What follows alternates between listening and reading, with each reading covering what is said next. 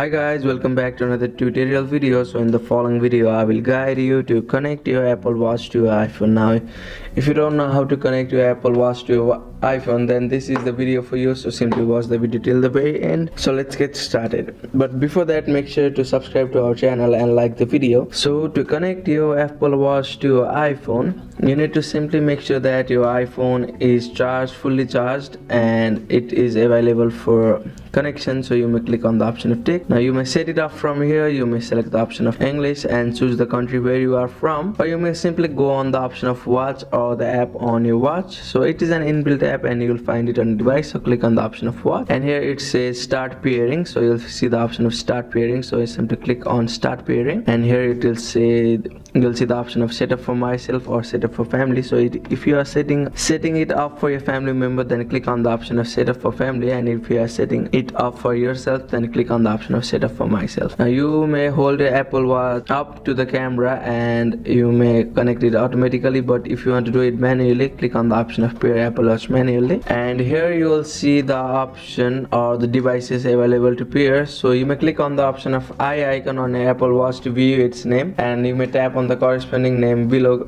So this is my Apple Watch name. Now it will send you a 6-digit code on your Apple Watch.